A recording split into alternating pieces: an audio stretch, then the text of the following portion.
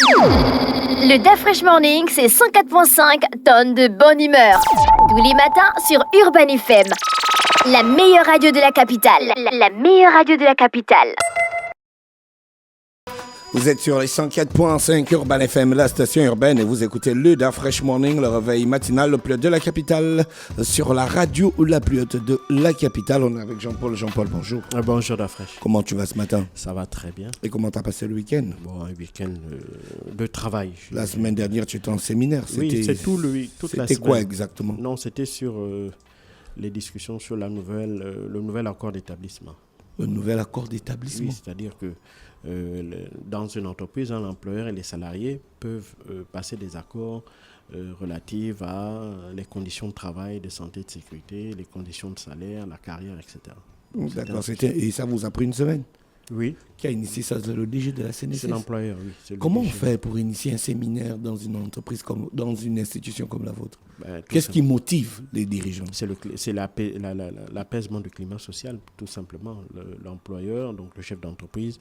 Et puis bon, il faut savoir que pour la CNSS, depuis le 30 août 2023, il y a un certain nombre d'événements qui se sont passés et qui demandaient une réflexion, une modification de certaines dispositions, notamment celles qui encadrent les relations entre l'employeur et les salariés, pour les adapter à des nouvelles donnes, des donnes qui sont liées aux recommandations de la CIPRES, aux recommandations de l'audit de la Task Force et aux recommandations de la commission tripartite qui s'est déroulée il y a quelques semaines, il y a quelques mois. Donc il fallait, parce qu'il y a certaines de ces recommandations qui demandaient des modifications de cet accord d'entreprise-là. Donc, c'était un peu la raison de notre présence là-bas. D'accord, ok. Et ça, c'est au bénéfice des travailleurs, bien sûr. Les travailleurs ou les Non, abonnés? C'est au bénéfice des travailleurs. L'employeur, ce qu'il gagne, c'est un climat social apaisé, de meilleures relations avec les salariés, et puis une meilleure... Et les usagers, alors? Vous pensez à eux? Mais les usagers, in fine, si le climat social est serein, les usagers seront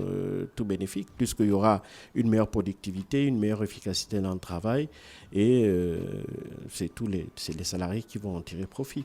Il y aura un meilleur traitement de leurs requêtes, et donc tout ça, de manière globale, ça va améliorer non seulement l'image de l'entreprise, mais surtout le climat à l'intérieur de l'entreprise. D'accord. L'actualité internationale nous emmène où ce matin?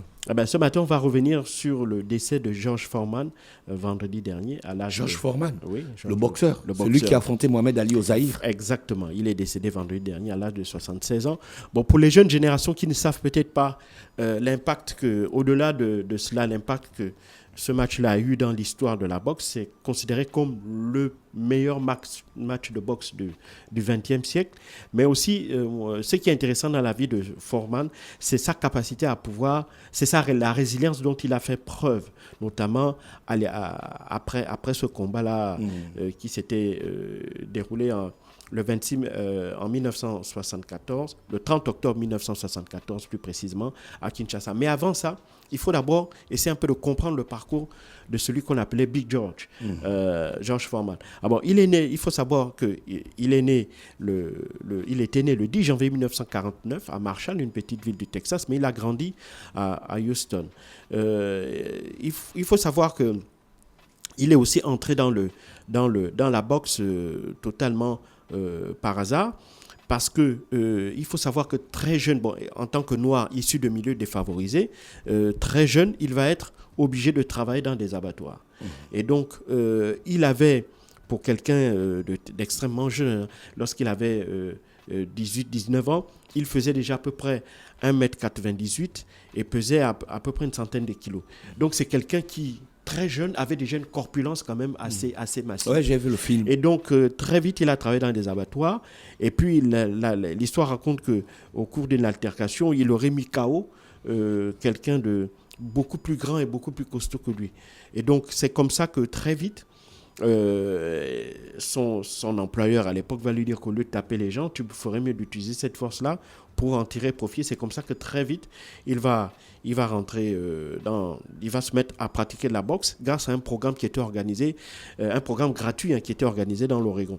Et puis, à partir de là, il va remporter sa sélection pour participer aux Jeux Olympiques de Mexico. En 1978, il avait 19 ans. Et donc, très vite, après ces Jeux Olympiques de Mexico, il va remporter le titre en battant justement un soviétique en finale qui s'appelait Jonas Chepoulis. Il faut savoir que le match s'était arrêté au deuxième round sur décision de l'arbitre.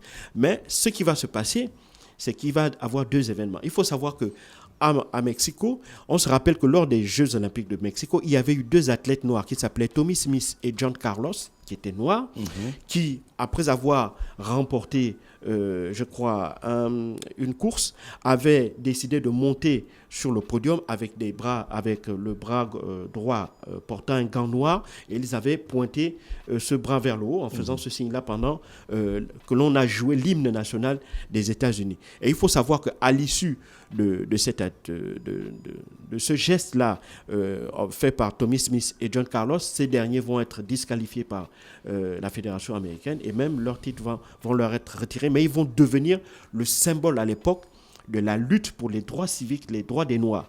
Or, dans le même temps, lorsque le jeune George Foreman, lui, remporte son titre de champion olympique, et ben, durant l'hymne national américain, à l'opposé de John Carlos et de Tommy Smith, lui, il va brandir un petit drapeau américain.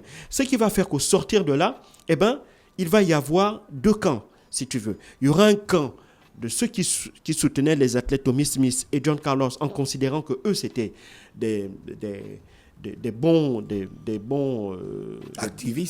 activistes, voilà, parce qu'ils défendaient la cause noire. Ouais. Par contre, ils vont reprocher à George Foreman justement de ne pas avoir eu ce geste de contestation, mais plutôt ce geste de soutien envers l'État américain, envers le gouvernement américain, qui était quand même, on est en 68, il y a encore la ségrégation dans certains États, notamment les États du Sud. Donc, voir un athlète noir, champion olympique, brandir le drapeau américain d'une Amérique, donc brandir le drapeau d'une Amérique qui était oppressive, qui était ségrégationniste à l'époque à l'égard des Noirs, c'est quelque chose qui va être très très mal pris. Et donc, à partir des Jeux Olympiques de Mexico, il va y avoir, si tu veux, dans le fan club de George Foreman, on va retrouver essentiellement des Blancs qui, eux, vont le soutenir. Et ça va aussi l'aider dans sa carrière, il ne faut pas le dire. Alors que dans la communauté noire, eh ben, lui, il va être particulièrement rejeté parce qu'ils vont estimer que le geste qu'il avait eu là était un geste de soumission ou de soutien à l'égard des politiques ségrégationnistes qui avaient lieu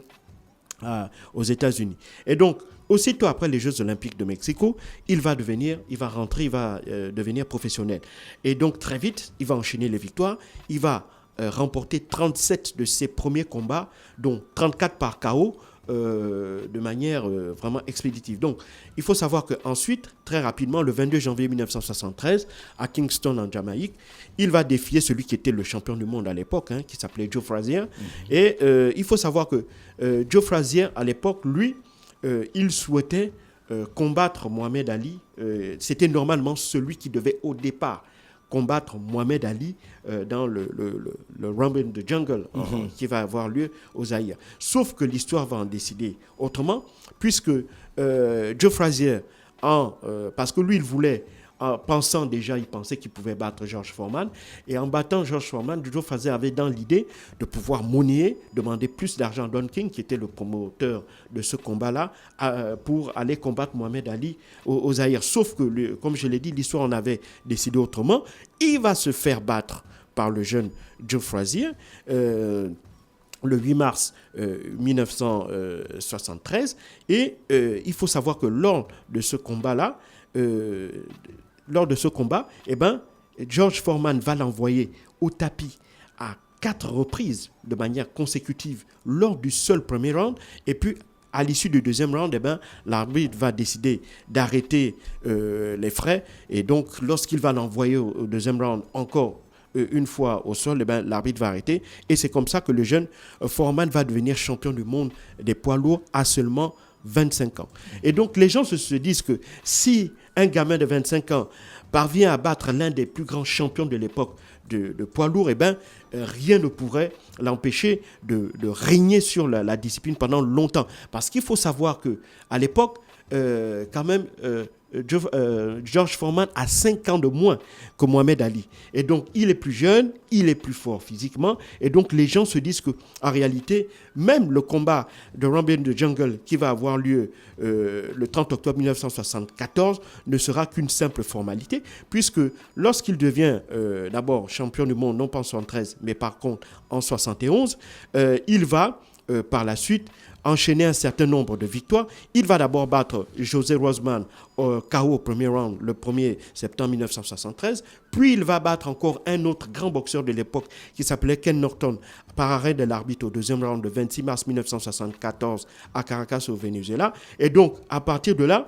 les gens se disent que comme il va enchaîner ensuite le combat le 30 octobre contre Mohamed Ali, ça va être une simple formalité, puisqu'il est parvenu à battre José Roman et Ken Norton au premier round. Il les a battus au premier round, ces deux grands boxeurs-là. Donc, ils se disent que, en réalité, face à Mohamed Ali, eh ben, ça va être une simple formalité. Et d'autant plus que Mohamed Ali, un peu comme Tommy Smith et John Carlos à l'époque, il ne faut pas oublier que Mohamed Ali avait perdu ses titres WA et WBC parce qu'il avait refusé d'aller rentrer dans l'armée, de faire son service militaire et aller se battre au Vietnam. Il avait estimé que lui, il n'avait aucun problème avec les Vietnamiens, puisque ce ne sont pas les Vietnamiens qui étaient les auteurs des lois racistes et ségrégationnistes qui avaient lieu aux États-Unis. C'était le gouvernement américain qui s'en prenait à sa communauté noire. Et donc, lui n'avait pas de raison,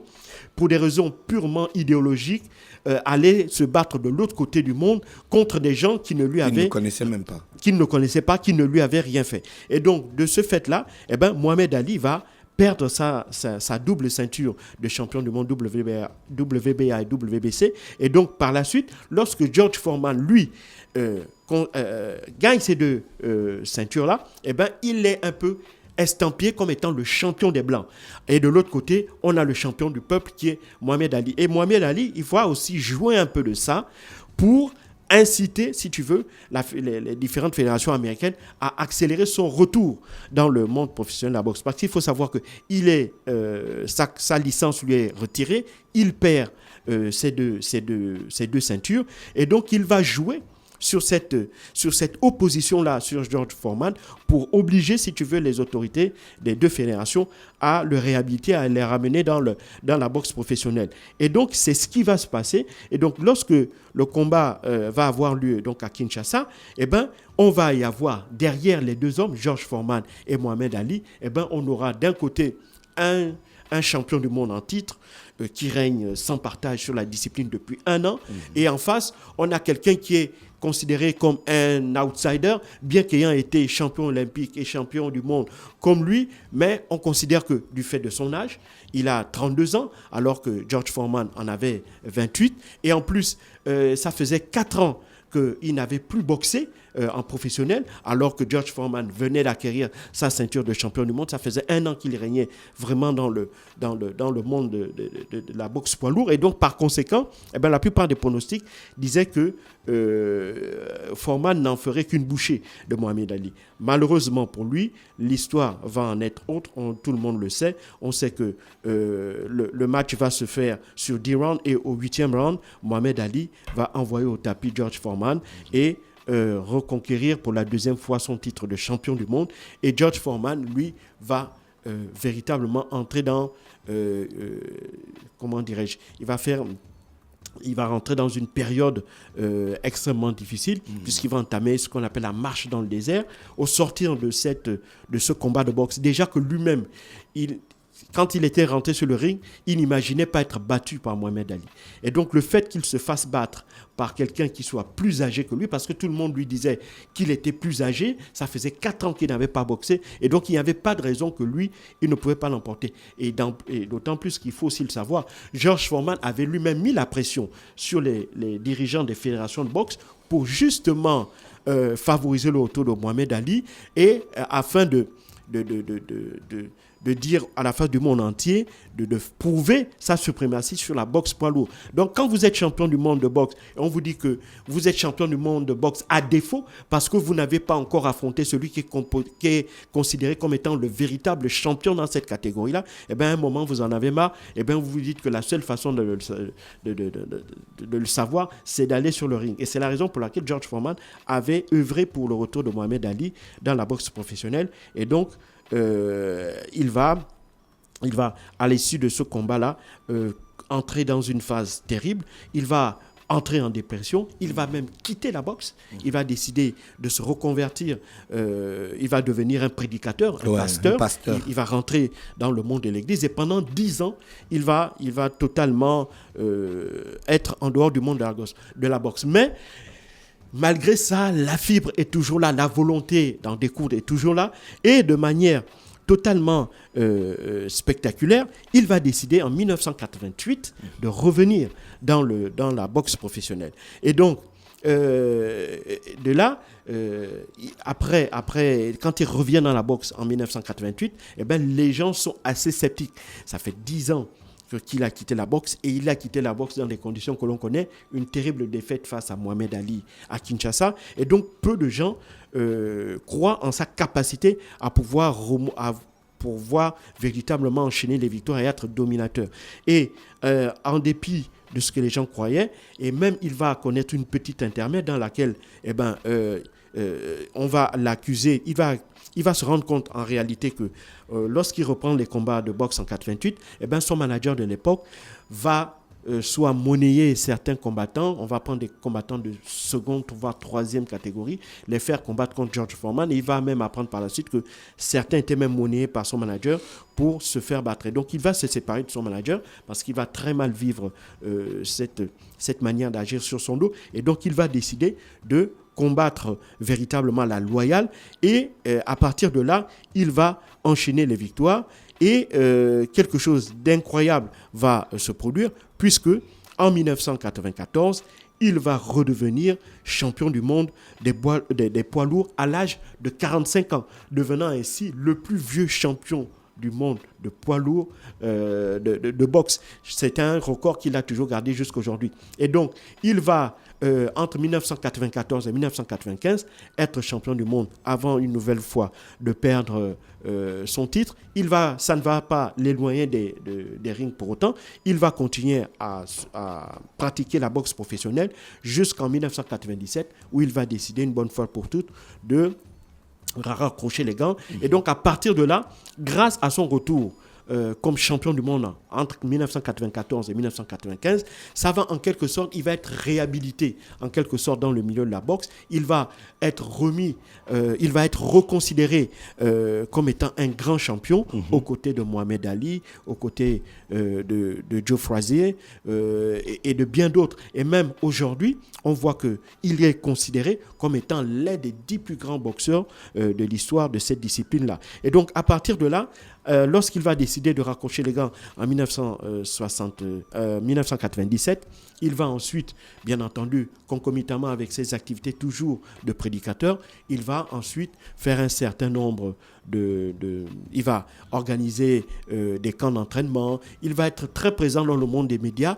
pour parler de la boxe, pour parler de cette discipline. On se rappelle aussi de ce célèbre documentaire When We Were Kings, dans lequel on avait rassemblé Mohamed Ali, Joe Frazier, George Foreman et un certain nombre d'autres grands champions pour échanger et pour parler de cette période-là. Parce qu'il faut savoir qu'on considère encore aujourd'hui que la grande période de la boxe, c'était entre les années 1960 et 1990. C'est là qu'on considère que les plus grands boxeurs de l'histoire se trouvent dans cette période-là. Et donc, lui, il aura su, à travers d'abord le fait qu'il soit devenu champion du monde, qu'il ait perdu lors de ce qui est considéré comme le plus grand combat de boxe de toute l'histoire contemporaine, et ensuite qu'il soit près de plus de 10 ans plus tard, 14 ans exactement, il reviendra comme champion du monde. Tout ça, cette résilience-là, cette capacité à pouvoir se surpasser, à pouvoir revenir au devant de la scène, vont lui donner cette image-là de quelqu'un de battant. Et ça va extrêmement lui porter beaucoup de... Ça est extrêmement positif pour lui, puisque cette réhabilitation-là ne va plus le quitter. Et jusqu'à ce qu'il arrête la boxe, il va être de nouveau et à juste titre considéré comme l'un des plus grands boxeurs de l'histoire. Merci Jean-Paul avec nous ce matin sur les 104.5 Urban FM, la station urbaine. Jean-Paul qui revenait sur l'histoire de Georges Foreman qui nous a quittés quand hier? Il nous a quittés vendredi. Vendredi. Sur les 104.5 Urban FM, la station urbaine, c'était l'actualité internationale. Restez connectés dans le Da Fresh Morning. Le Da Fresh Morning, c'est 104.5 tonnes de bonne humeur. Tous les matins sur Urban FM.